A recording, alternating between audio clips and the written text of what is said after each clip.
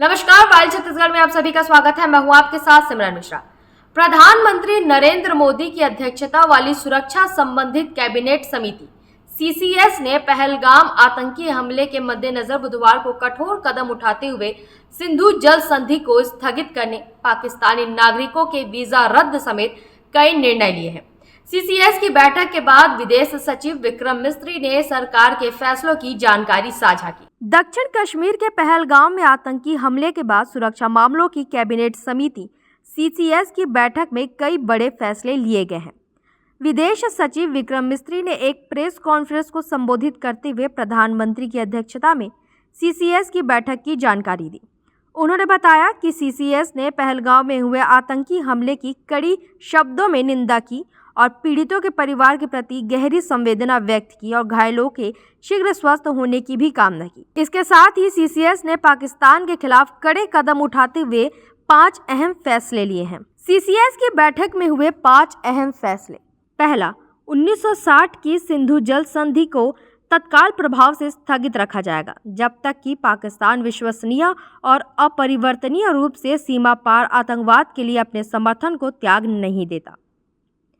एकीकृत check post अटारी को तत्काल प्रभाव से बंद कर दिया जाएगा। जो लोग वैध तरीके के साथ सीमा पार कर चुके हैं वे 1 मई 2025 से पहले उस मार्ग से वापस आ सकते हैं। तीसरा, पाकिस्तानी नागरिकों को सार्क वीजा छूट योजना के तहत भारत की यात्रा करने की अनुमति नहीं दी जाएगी। पाकिस्तानी नागरिकों को अतीत में जारी किए किसी भी वीजा को रद्द माना जाएगा। वीजा के तहत वर्तमान में भारत में मौजूद किसी भी पाकिस्तानी नागरिक के पास भारत छोड़ने के लिए 48 घंटे हैं। चौथा, नई दिल्ली में पाकिस्तानी उच्चायोग में रक्षा, सैन्य, नौसेना और वायु सलाहकारों को अवांछित व्यक्ति घोषित किया जाता है। उनके पास भारत छोड़ने के लिए 1 सप्ताह का समय है। 5, भारत इस्लामाबाद स्थित भारतीय उच्चायोग से अपने रक्षा, नौसेना और वायु सलाहकारों को वापस बुलाएगा। संबंधित उच्चायोग में ये पद निरस्त माने जाएंगे। Cabinet Committee on Security met this evening under the chairmanship of the Honorable Prime Minister.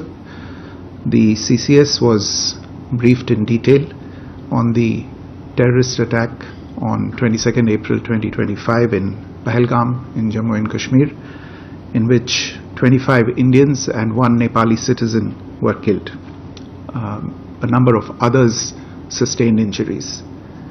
The CCS condemned the attack in the strongest terms and expressed its deepest condolences to the families of the victims and hoped for the early recovery of the injured. Strong expressions of support and solidarity have been received from many governments around the world, which have unequivocally condemned this terror attack.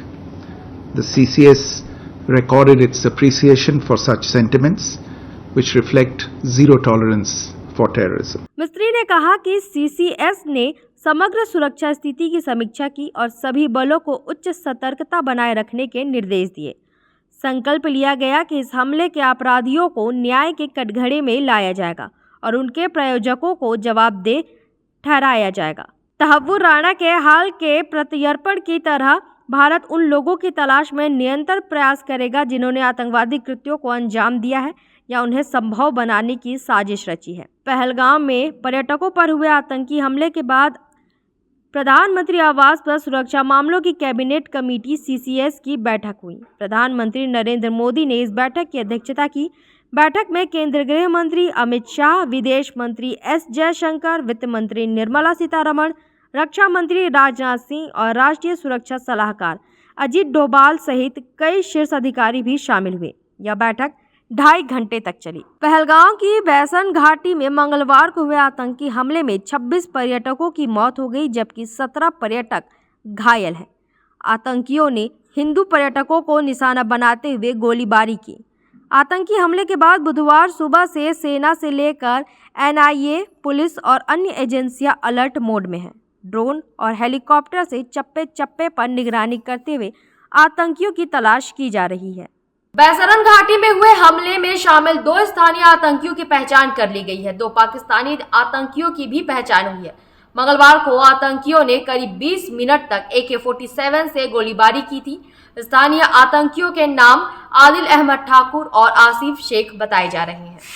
ऐसी खबरों के लिए बने रहें viral Chhattisgarh के साथ।